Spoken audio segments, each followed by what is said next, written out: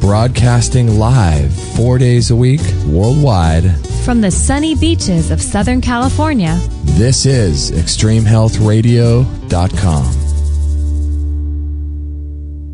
This is Dr. Bradley Nelson, author of The Emotion Code, How to Release Your Trapped Emotions for Abundant Health, Love, and Happiness. You're listening to Justin and Kate on Extreme Health Radio. For more information about The Emotion Code, visit extremehealthradio.com/emotion code.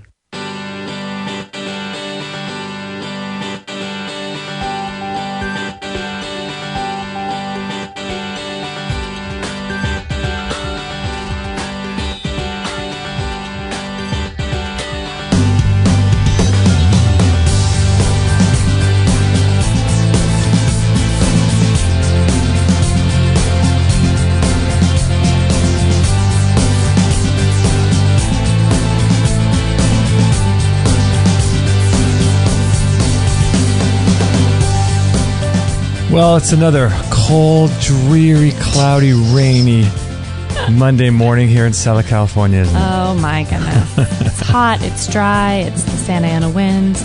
It's beautiful. It's gorgeous. It is dry, very dry, isn't it? Yes. It means we have to drink more water. It does mean we have to drink tons of water. Yeah, I got to be better at that. Mm-hmm. Good reminder. Went to bed last night and I heard all the static electricity and all the weird dryness in the air. Mm-hmm. So I got to be better at drinking water. Yes, we do. So everyone does. We have a great show for you today. We're going to be talking about Candida with Dr. Jeff McCombs from CandidaPlan.com. So this is going to be really great. We all need help with Candida and yeast overgrowth, don't we, Kate? We do. Yes. That's something I've struggled with for sure. Big issue in our culture today. So this is episode 343 of Extreme Health Radio. So if you want to catch all the show notes and check out any of the links that we talk about during today's show, all the stuff Kate has been so kind to offer to take notes for us. You're so welcome. that'll be at extremehealthradio.com/343 and when we post the podcast version of this show. And today is Monday, November 17th, 2014. And so we are honored that you're with us today. And we do broadcast live Monday and Friday at 9 a.m. Pacific time at extremehealthradio.com/live. And there's a live chat room and you can join the chat room and make some friends and have a little party.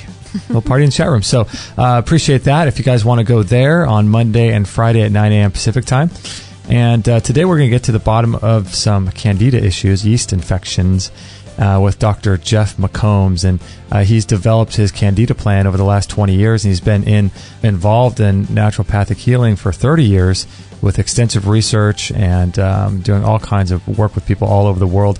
Ongoing practice that he has up in Santa Barbara, I believe. So thank you so much, Dr. McCombs, for being on the show today. Thank you for having me. It's great to be here. Oh, so glad, so glad. So was I right that you've been in practice for 30 years? Yeah, this is 30 years. Graduated 1984. I am a chiropractor, not a naturopath. And my dad was a chiropractor. My grandmother was the first one, a couple cousins. So it's a little bit of a genetic disease in our family. A little bit of a family history there, huh? Yeah. That's awesome. So 30 years. And then how long have you been at this looking so deeply into the Candida issue? The diet plan that I currently have, which is the same one I developed, was 22 years ago. So I've been doing it for 22 years. And I'm fortunate enough to be able to spend a lot of time just researching. Mm-hmm. So I think I have an excellent grasp on as much as can be known, but I'm always learning. I'm just an avid student always. How much do you think is not known? Do you think there's a lot of unknowns in terms of even just the Candida issue? There is a lot that's unknown. Whenever I lecture, I usually start off by telling people we know about 1% of what goes on in the body. And based on that 1%, we practice medicine. Mm-hmm. Isn't that amazing? 1%. Less or 1%. It's a little frightening. That's kind of frightening, isn't it? Yeah, if you're looking to science for the answers, but what we know is just that all the holistic health has been around for thousands of years. Mainstream medicine that's been around for a little over 200 years. So holistic health is basically clinical observation, observing what works for the body, what doesn't work for the body. And we don't really know exactly why a lot of things work still, because you can only get down to a certain point and then you don't know anything, because technology is not there. But as technology makes advances, then we kind of get more of the science and we see why what we've been doing has been right all along. Yeah, because we do have a lot of inclinations and a lot of ideas and hypotheses about what we think is true, and a lot of it does turn out to be true. Are there any recent discoveries in natural health, or maybe even Candida, that has sort of blown your mind a little bit, or? The Candida one is because I'm always looking at it. I haven't really found anything. I mean, I know that antibiotics in many ways represent the epitome of evil and how they're used and what they do in the body.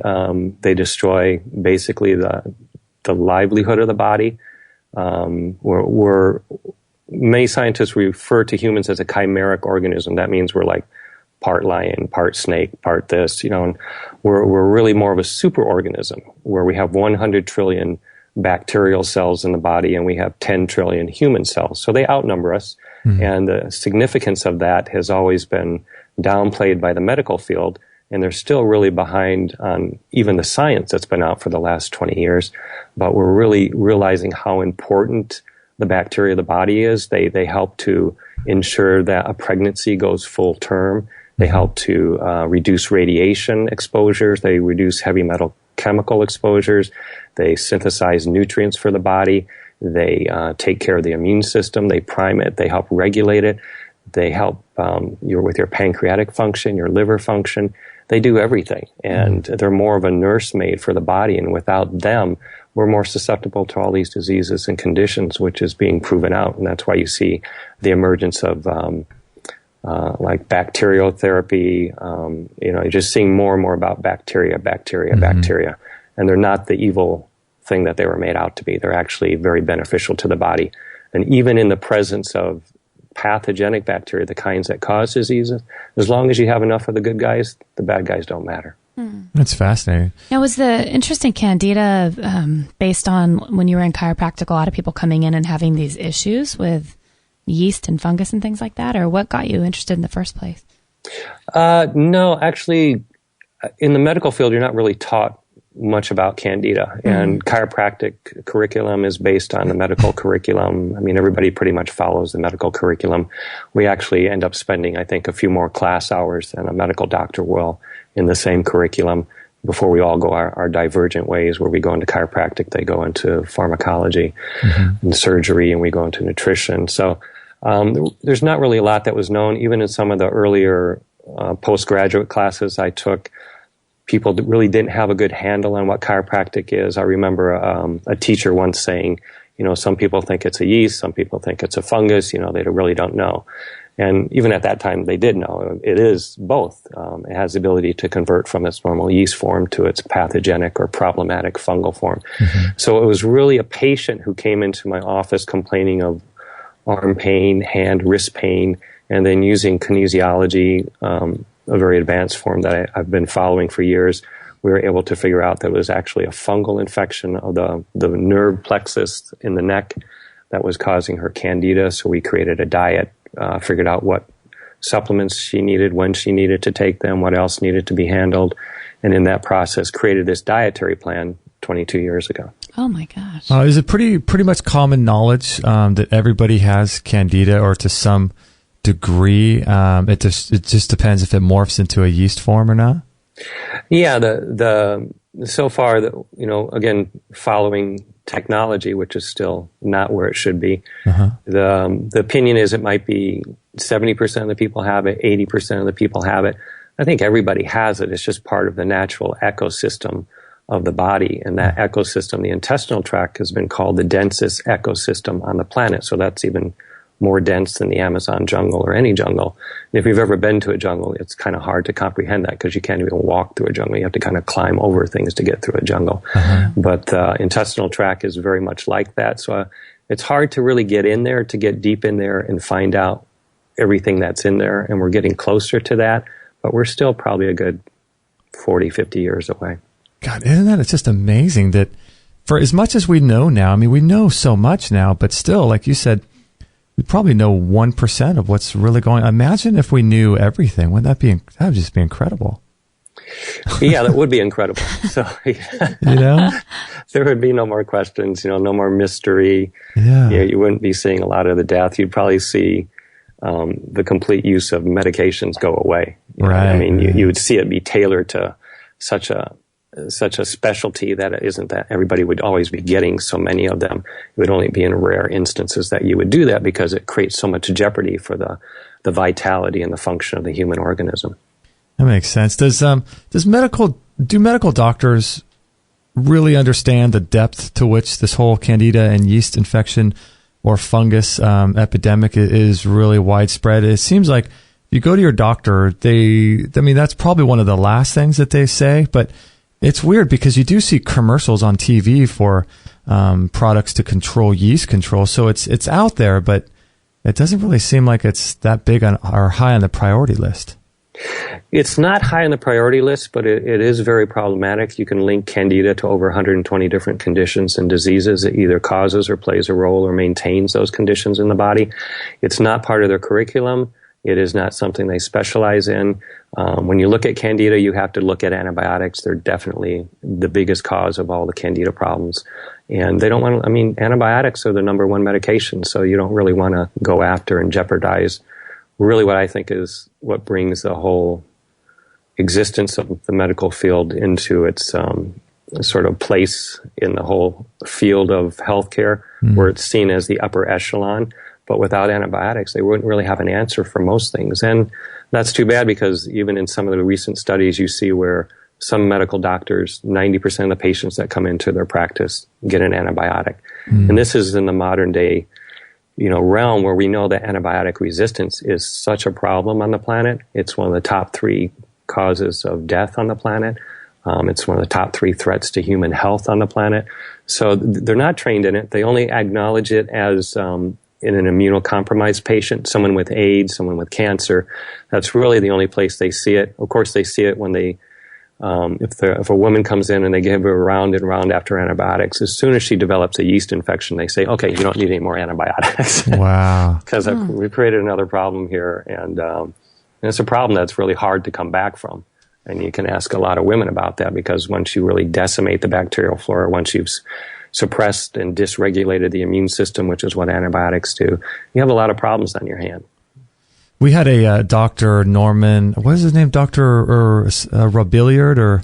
Robillard. Robillard, yeah, on the show. And he was talking about antibiotics and this symbiosis that happens inside the gut between the good bacteria and the bad bacteria. And what he was saying was there's strong evidence to suggest that some of these bacteria that are good, that are healthy, get destroyed and they're gone forever. But what he was saying he was seeing in his research was it was very disturbing that the symbiosis between the beneficial bacteria and the harmful bacteria was affected forever, and there's nothing that you could ever do with that. Talk a little bit about how damaging these antibiotics are. Well, I completely agree with his statement. We tend to look at some bacteria as bad and some as good. And the Albert Einstein College of Medicine looked at that, and they really came out and said, none of them are bad. They all have a place. If you look at any ecosystem on the planet, you're going to have things which certain plants that if you ingest them would kill you, or certain things. But in the entirety of the ecosystem, they all play a vital role.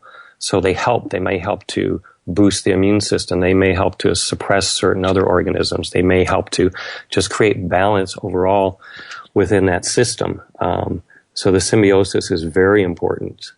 And I'm sorry I went off on symbiosis and I forgot the rest of your question. No, I was just curious. I'm curious about what that actually means, but maybe after just talking a little bit about how damaging it is, because I've heard that if someone takes an antibiotic even just once in their life, that can be a lifelong issue they have with yeast overgrowth. Yeah, exactly. It is antibiotics. The evidence is all there. There was a study that was done, and it showed one antibiotic would increase your risk of cancer by 50%. And 100 days of antibiotics was more or less a 1-to-1 correlation for cancer later on in life. and which would be anybody who's on taking antibiotics for Lyme's disease. They're usually doing 3 to 4 months. So there's your 100 days of antibiotics. We also get the occasional exposure through, or the more minimal exposure through lots of foods which are raised with antibiotics, so you can't escape it that way. Even some of the organic produce gets exposure to antibiotics.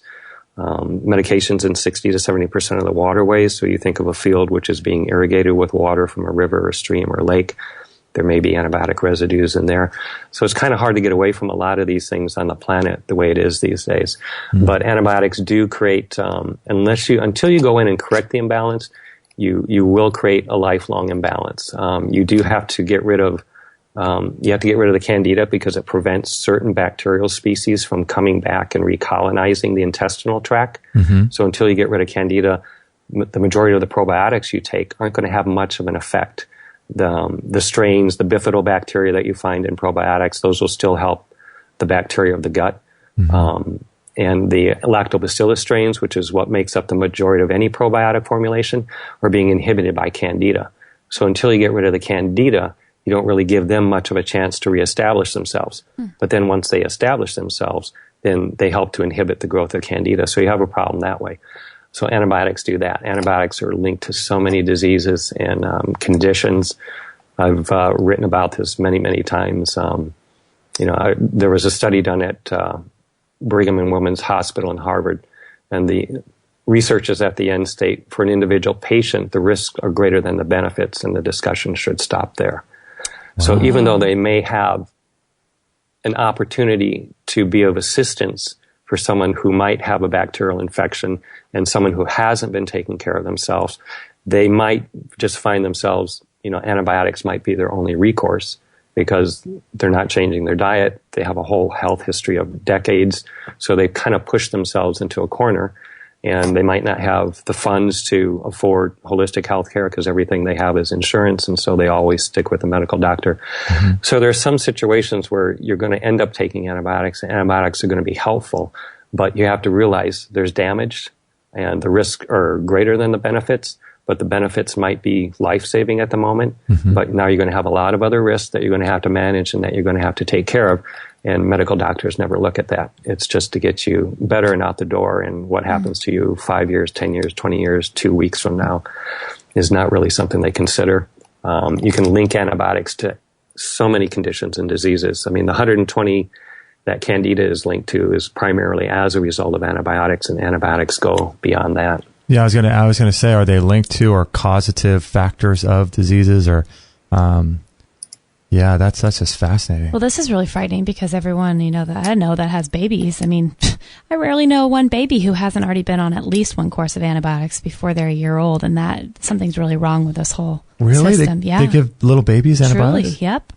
Little babies get yeast infections. They throw antibiotics at them. I'm talking babies. I'm sure you've seen that a lot, Dr. McCombs, in your lifetime of study. Yeah, especially the children, the babies, the kids who have ear infections. But that's a really common. You'll see a lot of antibiotics thrown at them, and it's been shown that if a child receives antibiotics for ear infection, they have a greater likelihood now to have 4 to 6 more ear infections. So you're creating an imbalance, and just to get rid of the symptom, you're not necessarily getting rid of the problem, because when you use antibiotics, from the first day you create antibiotic resistance. So you're more likely to have a rebound infection because antibiotics suppress the immune system, which logically doesn't make sense that that's the thing you'd want to be doing at that moment, because if you had an infection, more or less your immune system's already suppressed. So why would you want to take something which suppresses the immune system further while creating a resistant strain, which is even deadlier, and you get rebound infections. And that's why antibiotic resistance is such a problem now. So are we permanently losing bacteria when we take antibiotics, do you think? Or certain strains? More than likely you are, but as opposed to your other guests who, as you stated, thought it was destroyed permanently. Maybe the original composition was destroyed permanently, but that doesn't mean that you can't create something new. You can't create a new ecosystem. We definitely create new ecosystems every day. If you eat a new food, you created a new ecosystem in your body. Everything starts to change almost instantly. So based on which bacteria you're feeding, how much you're feeding them, how long you're feeding them, you'll change everything. But as soon as you start a new diet, you've just altered your bacterial flora. I would imagine so. And probably the different times of the day, I'm sure certain bacteria are reproducing more than. And then also, too, if people are eating food that, I guess it doesn't even matter if it's washed or unwashed, you're going to be getting bacteria on that food as well. So that changes things up a bit. Yeah, it does. And then you have fermented foods, which are loaded with bacteria. You have the raw milk, raw butter, lots of bacteria. So the raw foods have higher amounts of bacteria. And that's really seen as beneficial. It's not something we should be trying to destroy, which is, even with the antibiotic soaps that they have out there loaded with triclosan, it's been shown that chemical can cause resistance to up to 7 different antibiotics. So, oh my goodness, jeez. Well, we're going to take a little bit of a break right now. When we come back, I'm curious, just on a more theoretical level. I'm just kind of curious myself if we're doing anything permanent to the human race here, to our genes, in terms of being able to survive for many generations into the future, and what it's doing to our genetics, all of this antibiotics. Because it seems like whenever you go to the doctor, that's the first thing they throw at you, Absolutely. So I want to talk a little bit about that, maybe some foods that we can eat and foods to avoid. And possibly in the chat room, they also want to know, how do we know if there's an overgrowth and what does that look like? We also have another very interesting question waiting as well. So really? Yes. Awesome. Okay, cool. All right. So this is episode 343 with Dr. Jeff McCombs. If you want to check out his website, you can look him up at candidaplan.com. I'll put that in the chat room as well as on this particular show page, episode 343. And he's the author of a book called Life Force, a dynamic plan for health, vitality, and weight loss that I think has recently been renamed, but he's also the author of the Everything Candida Diet book, which are both available on the candidaplan.com. So we'll talk to him about those later on in the show as well. And we'll be right back right after this break. I have to say, I have been absolutely loving this product by Tristan Truscott and Peter Ragnar called Good Morning, Good Evening Qigong. If you want to listen to the interview we did with Tristan, you can go to extremehealthradio.com/127. And Qigong is a great way to de-stress the body. And as you know, there's a huge component to disease caused by stress. And stress is a huge factor in how we live our lives and the amount of energy we have and the amount of vitality we have. And so, Dr. Shade, what do you think about Qigong? People come to me and they're really sick and they got this blown out neurological system and all this toxicity. And I tell them, you need to do Qigong, Tai Chi. You need to do these things that settle down and restore your neurology, because it puts together all the parts. It puts you back into that state where you can start to detoxify. And so I highly, highly recommend all that. And what about you, Kit Campbell? What do you think about Qigong? Do you like it as well? Qigong is amazing. And the reason that I believe it to be amazing is everything here is energy. That is a scientific fact, if there ever is one. So when you're practicing Qigong, you're actually drawing energy into your body. Your intention, whatever your intention is behind any action, will determine the level of energy, type of energy that you absorb into your body. So your intention behind is very important, just like thought. So when you're practicing Qigong, you're actually bringing energy in and you're bringing out the stuff that might be a bit stale. With Tai Chi, it's totally different. The energy runs underneath the skin because it's more of a martial. This is the Chinese understanding, by the way. It's more of a martial art. So Qigong is very, very good for bringing that energy into the body, and just fantastic. If you're interested in picking up this Qigong course by Tristan Truscott and Peter Ragnar, go to extremehealthradio.com/Qigong. That's QIGONG. And you can learn more about it. There's a great video on that page, and you can learn more about it on that page. And I highly, highly recommend this product. I love it myself, so go ahead and check that out. extremehealthradio.com/Qigong.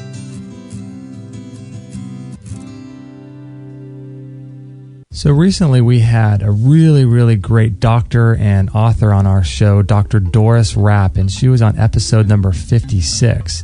And she talked about these really great Austin air purifiers and the necessity of having clean air in your house. And she was talking about how inside of our houses, the air is very, very toxic, and it's more toxic than even outside. And the reason is because there's chemicals that are off-gassing from our paints that are in our house, our chemicals, and our carpets, and the dust and the pollen and the mold and everything else that's inside the air of our house. And we don't get good ventilation. And so having some of these air purifiers are really, really critical. And I spoke with her at length off the air about why she likes these Austin air purifiers and why she promotes them. And it turns out that not only do they get rid of the pollens and the allergens and the dust and the particles and everything that's floating around in your air like most purifiers do, which is great, but they also get rid of, I think, 3,000 different chemicals that are inside.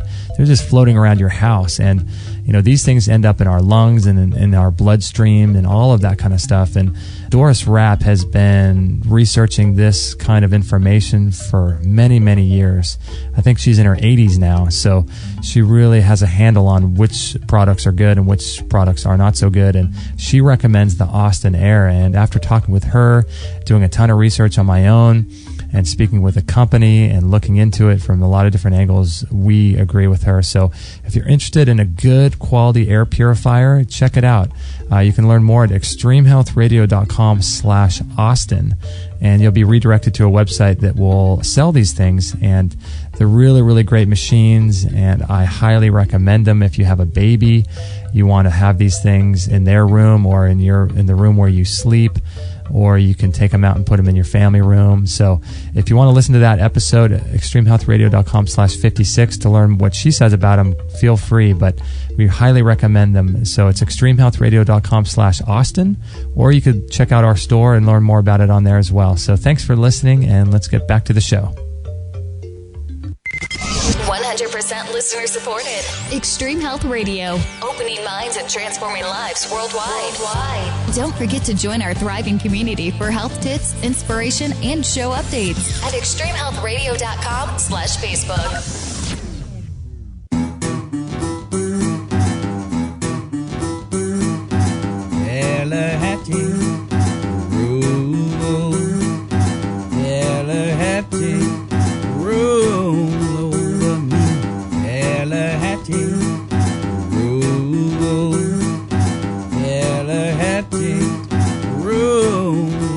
Good old Candida.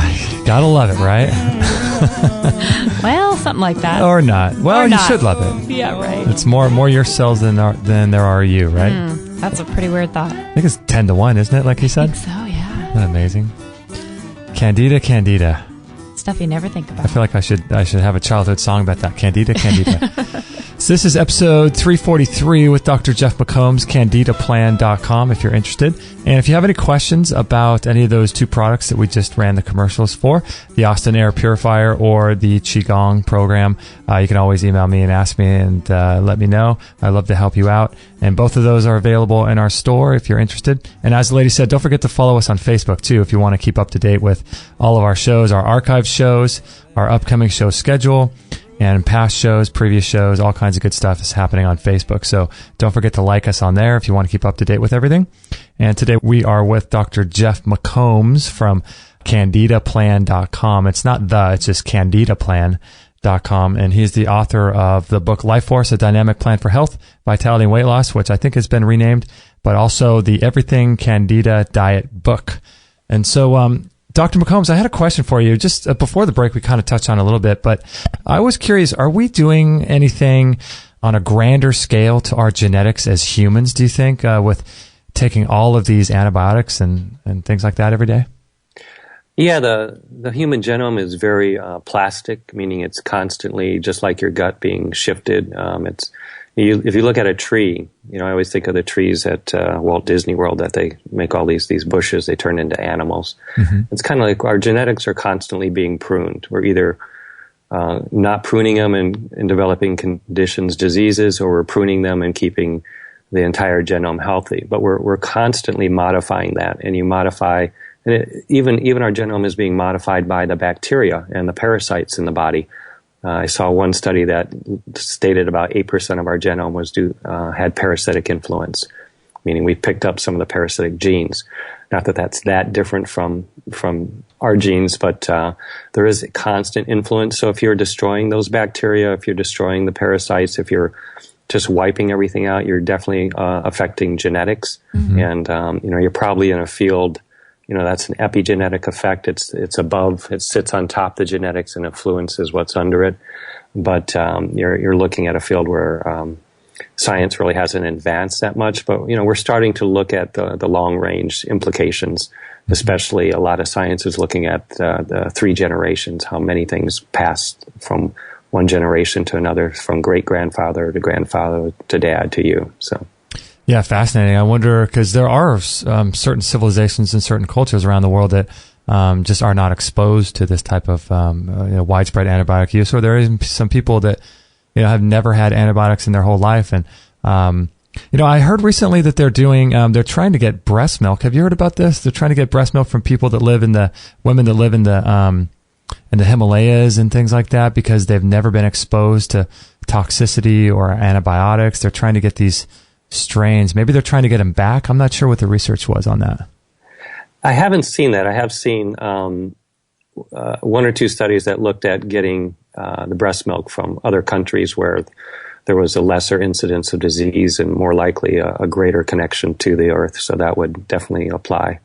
You're going to have to freeze the breast milk from the Himalayas, but it's pretty cold up there anyways. That's true. That's true. Oh my gosh. we have, I've heard one of our former guests too talk to me about how they're doing some work with kids and autism, because you were talking before in the show about all this research with the bacteria.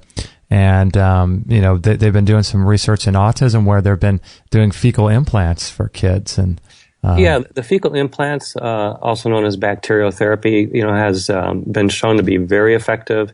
They've shown to, at the University of Iowa did some studies where they would give patients who had IBS and Crohn's disease, they would give them 20,000 parasite eggs once a week, and they had an 86% cure rate. They've taken people who had Clostridium difficile, which surpassed E. coli as the number 1 infectious health threat 2 years ago. And that's, again, an antibiotic-resistant strain. And they have about a 90 to 95% cure rate against C. diff, Clostridium difficile, whereas antibiotics are right around 20% and only add fuel to the fire, as well as, again, suppressing the immune system and that's wild. So devastating everything. What were they doing giving parasite eggs? What was that all about? Well, that goes back to the hygiene hypothesis that we've all the antibiotic soaps and making everything so pure. And whereas in countries where they still have a lot of contact with the dirt, eat the dirt, play in the dirt, like we all used to before everybody got freaked out by bugs, bacteria, that actually helps develop your immune system. So when you don't have that, then you're more likely to have an immune system which is dysregulated because you don't have the bacteria, you don't have them in the gut, so they're not regulating the immune system the way they should be, so you have runaway immune system consequences. That means runaway inflammation for the most part. One of the things you had asked about antibiotics. Antibiotics wipe out 100 trillion bacteria in the body in a matter of 5 to 7 days. And in some instances, those bacteria don't come back for up to 9 months. So you're left without everything you need to digest food, synthesize vitamins, regulate the immune system, etc. Many times they come back, the majority will come back within about 4 to 8 weeks. But again, you have that exposure. But there's something else that's taking place. Because we never really consider this, and you have to always be looking at all the different fields and combining the information.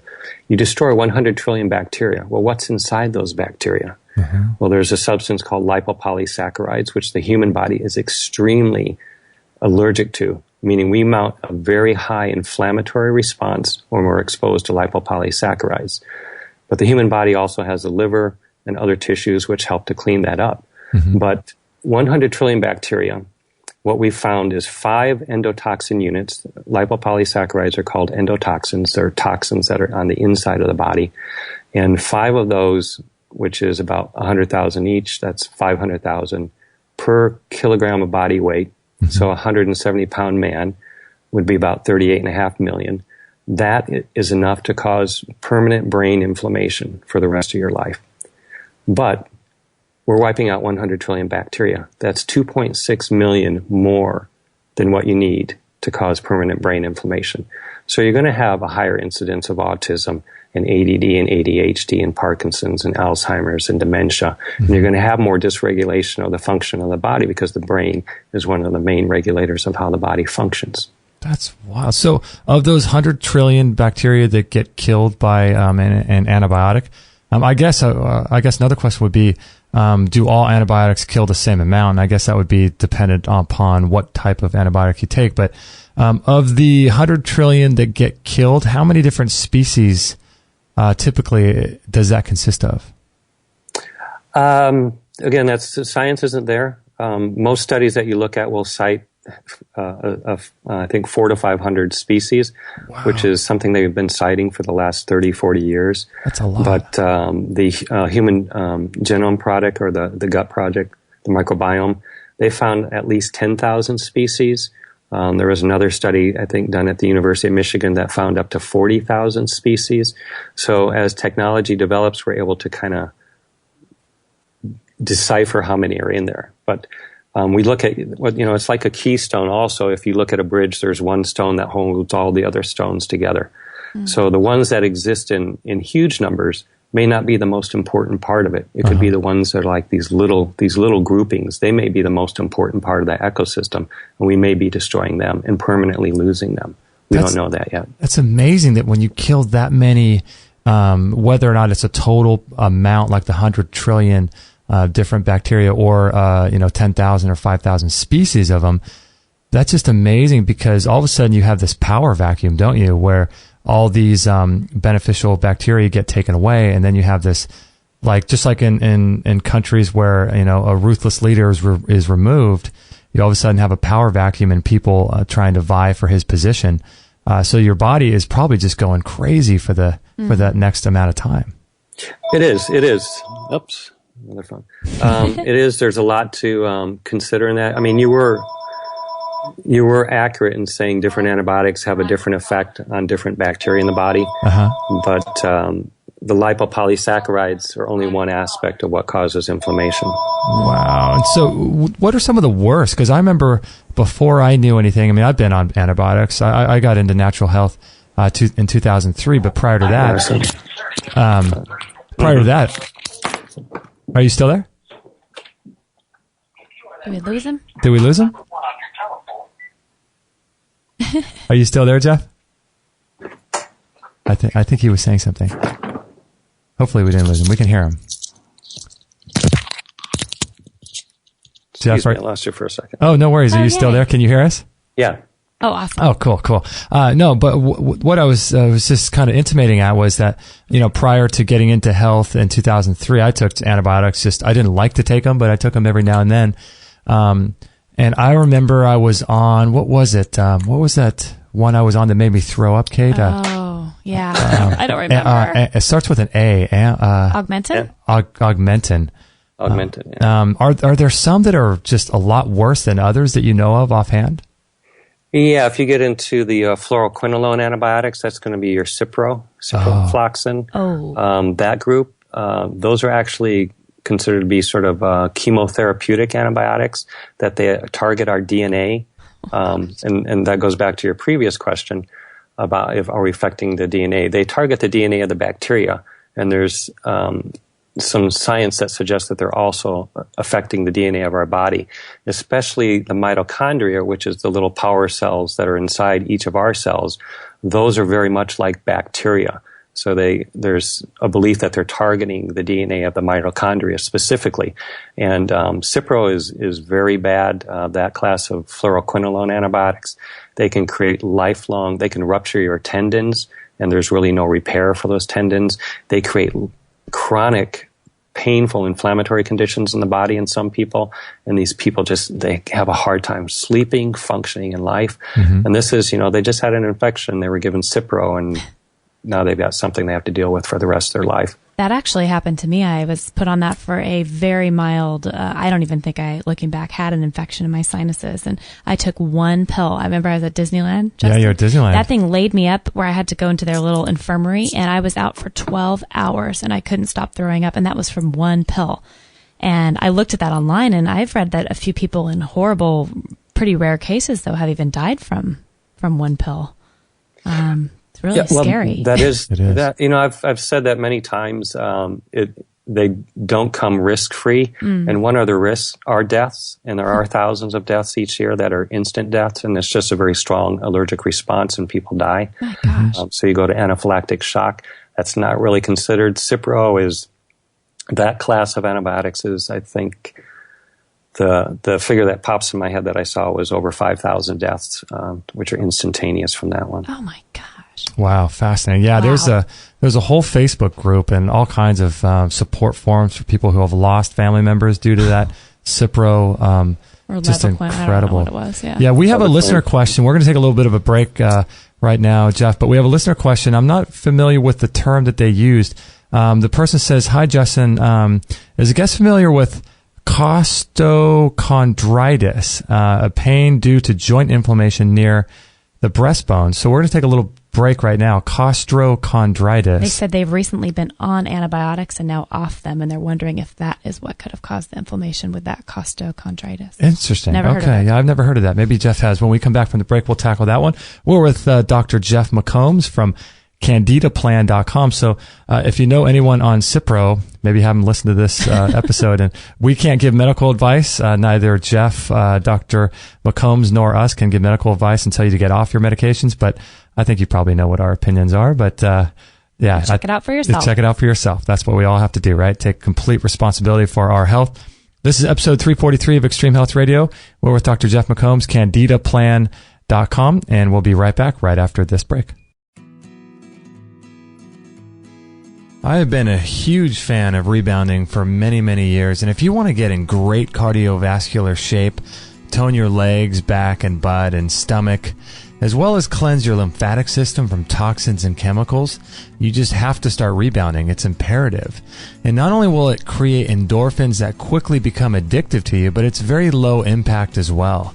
It helps to prevent sicknesses and diseases as well as increase bone density, and it flushes toxins from your lymphatic system. It's amazing.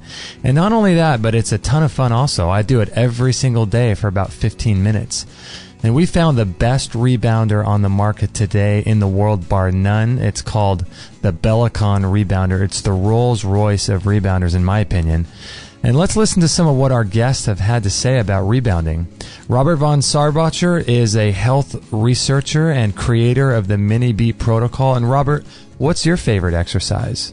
In general, probably one of the number one anti-aging exercises on the planet is rebounding. So 15 minutes a day is good for that. You can find people who have had thermography scans on cancers, giant tumors, and when they're doing a rebounder, it would start spewing out and shrinking right in front of your eyes, the tumor would, as they're on the rebounder. So it's really good for that sort of thing. It's also very good for exercising internal organs. It's the only internal organ exerciser that I know of known to man. Dr. Lindsay Duncan is the CEO and founder of Genesis Today. And what's the best way that you think of to stimulate the lymphatic system of the body? Rebounding is incredible because it's good for the lymphatic system, and there's more lymph fluid in the body than there is blood. And the quickest way and the most effective way to get the lymphatic system flowing is through rebounding itself.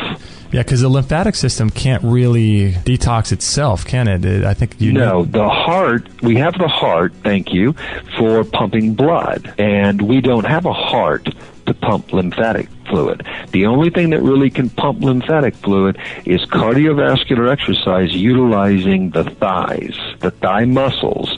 And that's why rebounding and getting a burn in that thigh muscle is so important for the flow and the stimulation of the lymphatic fluid. Wow, and they even put cancer patients on rebounding, don't they? Nutritionists do. Yeah. Yeah, absolutely. Yeah, but not a conventional doctor. But yeah, I've been learning about rebounding lately. It's quite an amazing thing. Yeah, rebounding's amazing. Health researcher and author of Cancer Step Outside the Box, Ty Bollinger. What do you do in your life to prevent cancer? What do you do to treat cancer? What do you do to prevent it? Rebounding is something that I try to do on a daily basis. Mm-hmm. A little mini trampoline for those people that aren't familiar with the term rebounding, but it's basically just jumping up and down on that little mini tramp. Mm-hmm. What that does is it stimulates the lymphatic system. Lymphatic system is one of our primary detoxification systems in our body. And most folks don't stimulate their lymph flow, and so the toxicity in their body builds up because their lymph is not stimulated. And the up-down motion on a rebounder stimulates the lymph flow better than just about any other exercise. So I do that almost on a daily, probably 5 days a week. I would say I average doing that. And finally, author and speaker and creator of the Longevity Now program, David Wolf. Do you think the Bellicon is the best rebounder on the market today? Absolutely. I was just with the crew in Europe that does the Bellicon rebounder, which is an incredible rebounder. My God, what a machine. Mm-hmm. And it doesn't use metal springs. It uses like flexi ropes. So it's very soft and fun, and it's just great to play with. Well, there you have it. The up and down G-force actually stimulates every single cell in your body. It's incredible. And as someone who works out in the gym a lot and does Qigong, I think that the best physical aerobic exercise, in my opinion, is rebounding. It's just absolutely incredible for the human body. And the Bellicon is silent, and it comes with a warranty, and you can get them in several different sizes and colors, and some of them have bars that you can hold on to in case you're worried about balance. It's a well worth it investment in your health and in your future. So check them out in our store if you'd like, or you can check out the videos on extremehealthradio.com/Bellicon. Again, that's extremehealthradio.com/Bellicon. That's B as in boy, ELLICON.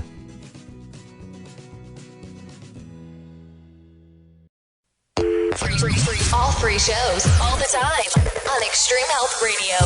Opening minds and transforming lives worldwide. Join our community today. Sign up to our email list and instantly get our free gift to you, along with loads of inspirational content and cutting-edge tips to help change your life at extremehealthradio.com/subscribe.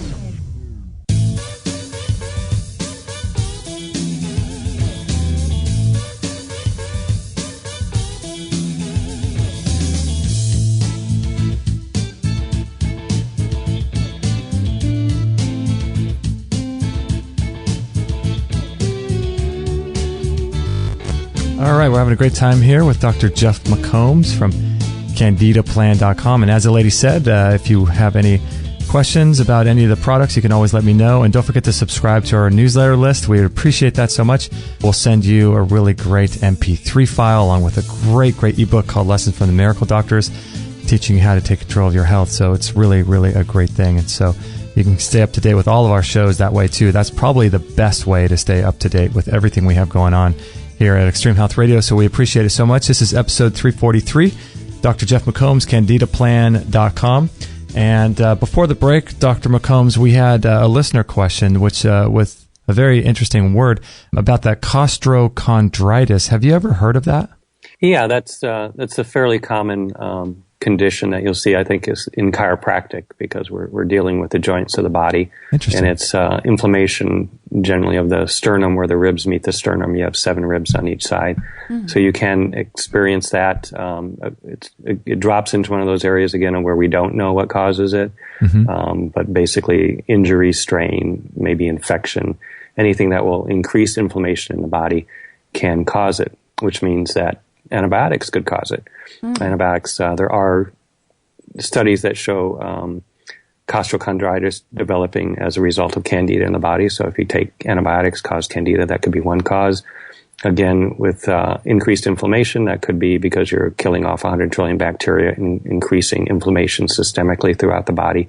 It may target that area if there's some type of even genetic weakness or some type of overuse, strain type problem taking place. Mm-hmm. Yeah, we're all susceptible in various different ways. Interesting. Do digestive bitters, there's a listener question in the chat room, do digestive bitters count as good dirt to eat? Yeah. Well, there's no dirt like good dirt. You know? I know, right? But, if you have to use a substitute, it does help. Digestive bitters are good for, again, these age-old remedies are age-old remedies for a reason. Uh-huh. They do work. They do help the body. They do help to create subtle influences, not like the devastating influence of antibiotics and medications. I see. Yeah. So I want to get into your plan a little bit as we're sort of in the tail end of the show here. I've heard you talk about the candida and things, and a lot of people in the mainstream, I guess they'd be borderline mainstream, but sort of in the natural health world would talk about killing Candida and how you have to, do this carpet bombing, very similar to like our political policy, but that's another show. But, this carpet bombing idea of killing all the bad bacteria and things, but you have a really different approach, don't you? Yeah, it's not to kill anything. It's to preserve the ecosystem. Candida is dimorphic. It assumes either the yeast form or the fungal form and some transitional forms. But, we convert it back to the yeast form. We boost the appropriate immune response to help regulate it and all the other bacteria in the body. We don't introduce probiotics until week 7 of the plan because probiotics can actually support the wrong immune response. And also it's a waste of money. As long as Candida is there, you're not going to getting a lot of assistance from the lactobacillus strain, so you have to get rid of the Candida first. It's a different plan. It's not, I had never looked at any Candida protocols or diets prior to developing this plan because I developed in working with patients. Mm-hmm. And so we actually allow fruit on our plan, and most people say, oh, you can't have fruit. Well, that's Dr. Crook who developed the first plan. Or no, I'm forgetting the doctor, but the first plan was developed by an MD, and he started that development in the late 50s. And MDs don't have a lot of nutritional information or study, and there really wasn't a lot known about everything back in 1950s, 1960s, 1970s. So most people follow that plan, and ours works. There's benefits to having fruit.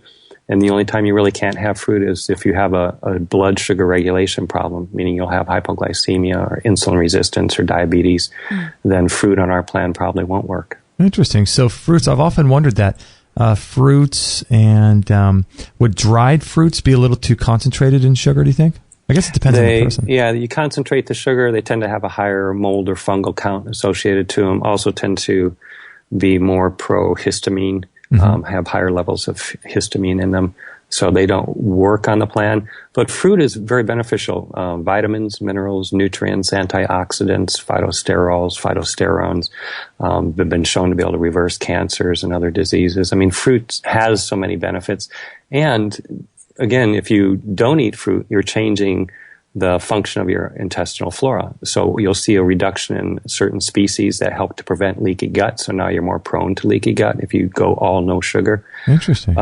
You can also, your immune system, if there's too little sugar, it weakens the immune system. If there's too much sugar, it weakens the immune system. So it's always about balance. And our dietary plan looks at everything in a balanced way. And sugar, doesn't the brain run somewhat on sugar as well, a little bit? Yeah, the brain is one of the tissues which is known to require higher amounts of sugar, 50, 60%. But every cell in the body requires it. So you need your carbs. You need carbohydrates. Yeah, it makes sense.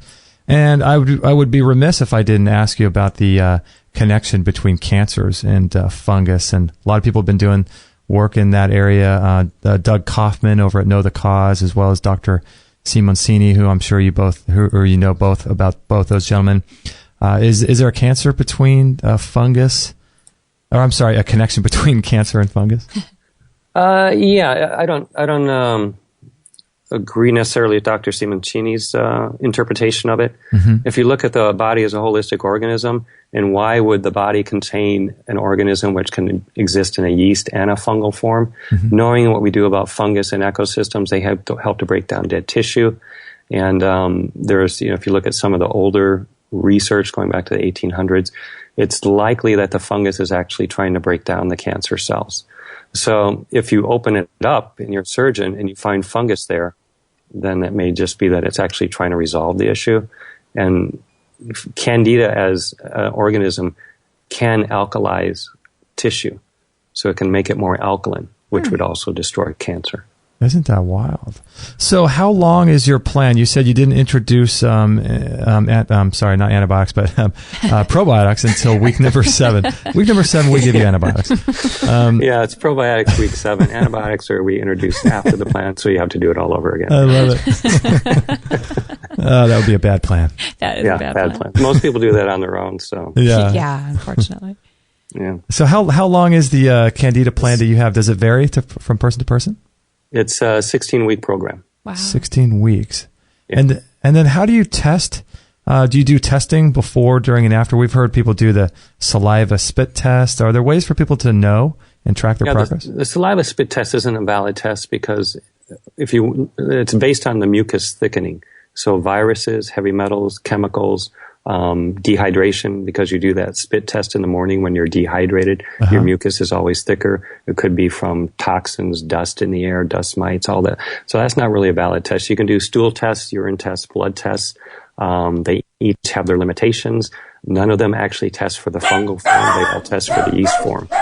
So testing is sort of theater. Some people like it. They like solid proof, but since testing can miss everything, it's not always that valid. But the science shows that if you take antibiotics, you will get fungus. So I use that as my guideline. If you've had antibiotics, you'll have systemic fungal candida.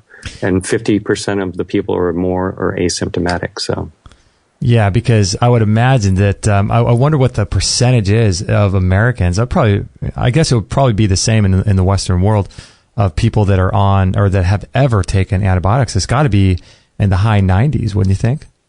It's got to be, I think, more like 99%, 95%. Yeah. And you could have taken antibiotics 20, 30, 40 years ago. You've still altered everything in the body. Yeah, it's funny because a while back, when was this, Kate? Maybe in the last, year or two, we went to a doctor, just a regular doctor for something, I forget. And they were just completely shocked that we weren't on any medication. Shocked. Completely shocked. And like we were freaks. Like we were freaks. And imagine if you told them I've never taken an antibiotic either. I mean, they'd just be... Lord. What planet are you from? Right. I wouldn't know what to do with you. Superhuman. Wow. So, yeah, you're saying that so if someone had taken antibiotics even 40 years ago, there's still ramifications to that.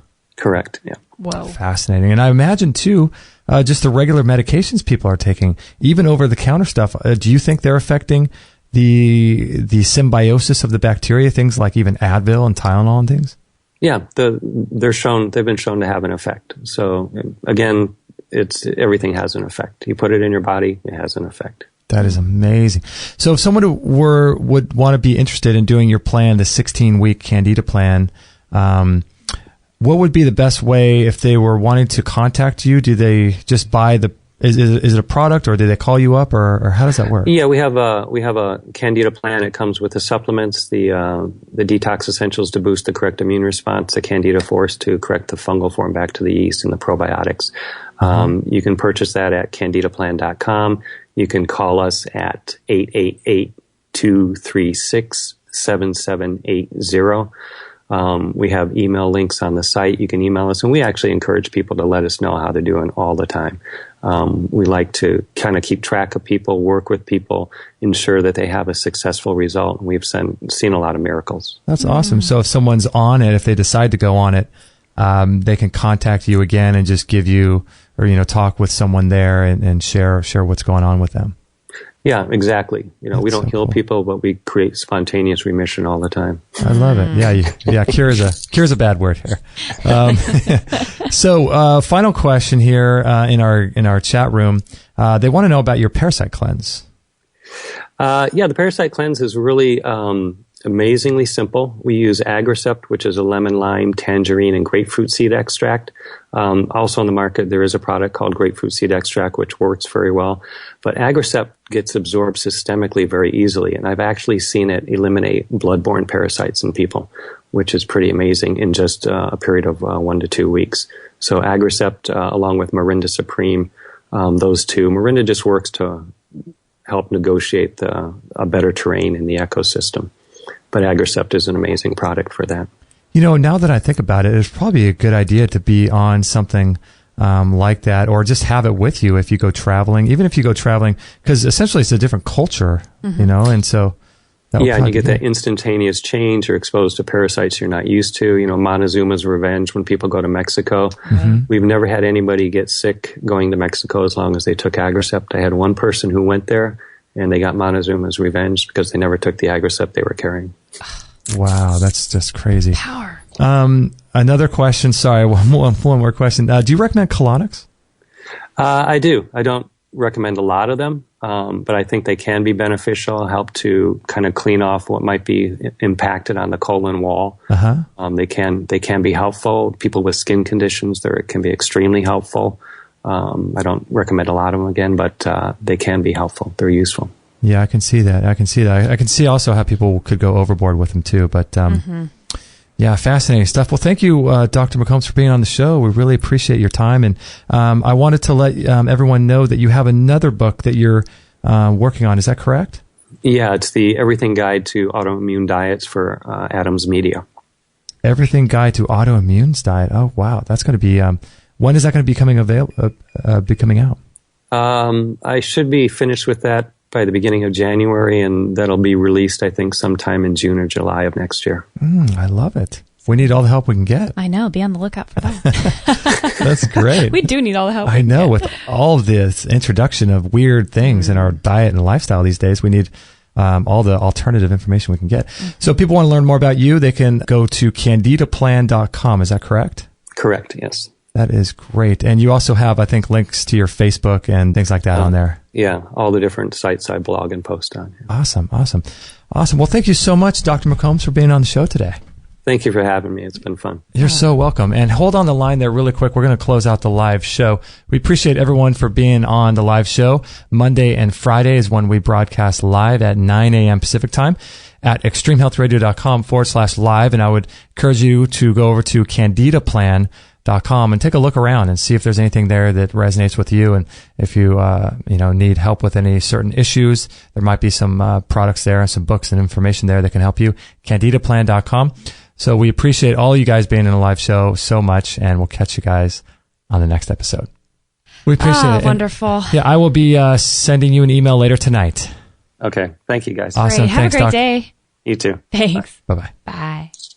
All right. So there you have it. Dr. Jeff McCombs from CandidaPlan.com. We have a lot to talk about. We're going to be right back right after this break and talk about some of the things that happened during the show.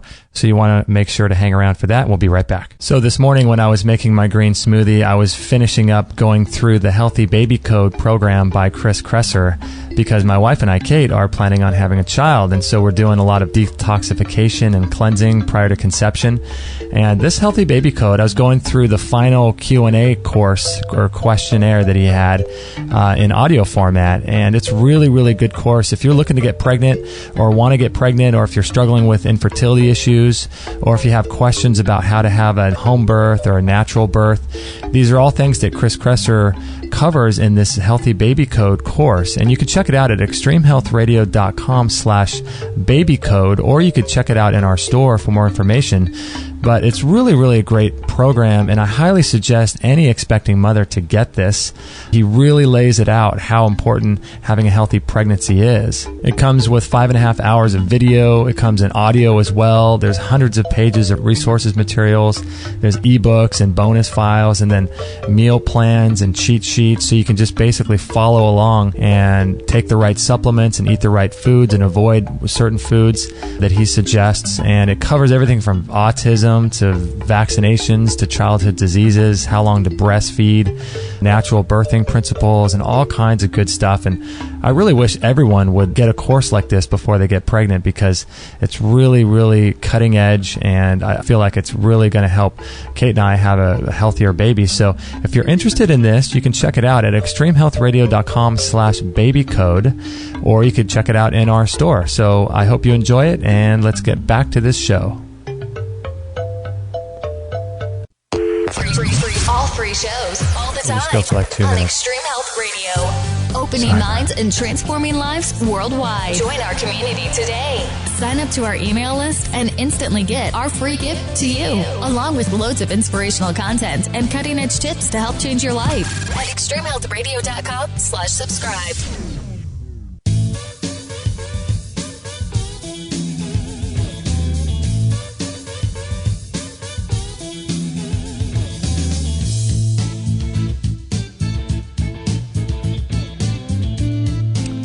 Well, that was a fascinating show, wasn't it? So we've all got Candida. No one gets out alive. No one gets out alive. We get out with alive things in us. Man, oh man, oh man. What are we supposed to do, huh? Spit in a cup, don't spit in a cup. Get a blood test, don't get in a blood test. I mean, I think we all have it, for sure. Yeah, because I did a Candida spit test, and it showed that I had nothing. But I don't, I get bloated after I eat certain meals or sugar or something. Yeah, I did the spit test too. It said nothing, and then it's like the next 10 seconds my tongue was covered with fuzz, and I felt like I had an overgrowth. I mean, I know when I'm imbalanced, and I know the accuracy of a simple test. Sometimes I think it's a lot more complicated than that. I can't believe what you said, that certain babies get most babies get antibiotics. I bet 9 out of 10 of my friends' babies have already had at least one. Seriously? I think my little niece has had like upwards of 3 or 4, and she's 2.5. That's insane. It's horrible. I wonder if they're different. I'm sure they're different antibiotics, right? Like I have no idea. Yeah. But who knows? That's crazy. Right? 3 to 4, and she's only, how old is she? 2.5. Oh my goodness. I know. That's nuts. It's really alarming. It's not setting a good stage for her life. Oh, I know. Makes you feel really bad. Wow. Yeah. It's just, I think it's really important to really start taking steps to overcome it and to big time get the balance correct, right? Big time. Man, Candida. That's just So 18 weeks, huh? Or 16 weeks. 16 weeks. What is that? 4 months? 4 months. 4 months. I'm interested in what you can eat. I mean, besides the fruit issue, but I mean, I wonder if there's certain things, we didn't get into that you have to absolutely stick away from, and things that are really beneficial for you during it. Because it sounds like you're not adding in probiotics until week 7. You don't add in antibiotics till week 7. That was so funny. That's the critical point. Not till week 7 you get the antibiotics. Start all over again.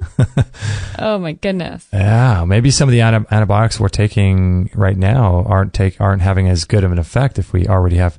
Because he seemed to think until you get rid of the Candida, the probiotics aren't helping. Right, much. It's like a veil. You're not, until you lift that veil, you're not going to get to the real nitty gritty stuff. It's basically like throwing something at it that's maybe seeping in a little, but kind of repelling. And what's the point of that? Well, we are going to be on the quest because you and I both have had, I would say, massive amounts of antibiotics in our culture, or growing up. Just is so normal in our culture, and like our chiropractor says, Dr. John Bergman.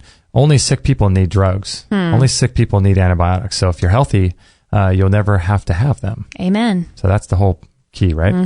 So I want to thank everybody for joining us. We appreciate that so much. This is episode 343. And if you guys could do us a big favor, that would be amazing by leaving us a review on iTunes.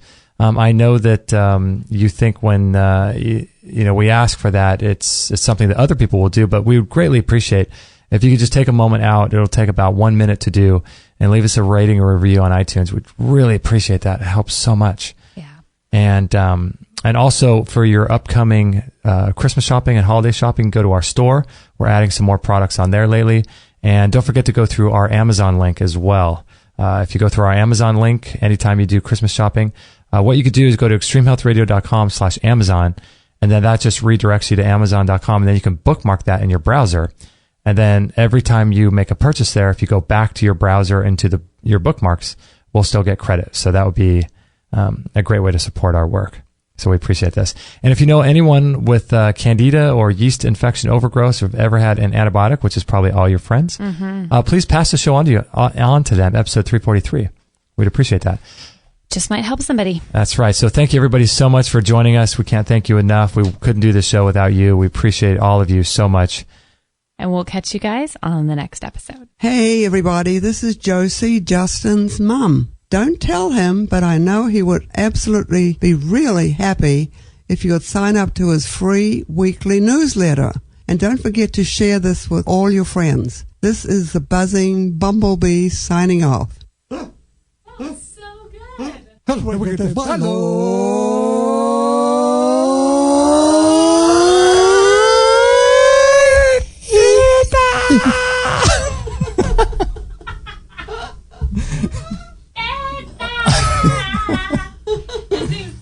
Oh my gosh. Thank you for listening to this episode. It's time to go for now, but our mission does not end with this show.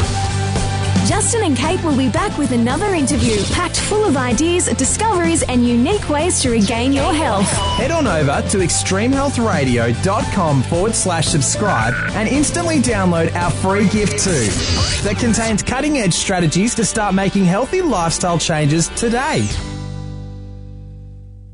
No material on this blog is intended to suggest that you should not seek professional medical care. Always work with qualified medical professionals, even if you educate yourself in the field of live food, nutrition, and alternative medicine. I'm not a doctor, nor am I offering readers medical advice of any kind. None of the information offered here should be interpreted as a diagnosis of any disease, nor an attempt to treat or prevent any disease or condition. While information in this blog is discussed in the context of numerous conditions, it can be dangerous to take action based on any information in this blog or to start any health program without first consulting a health professional.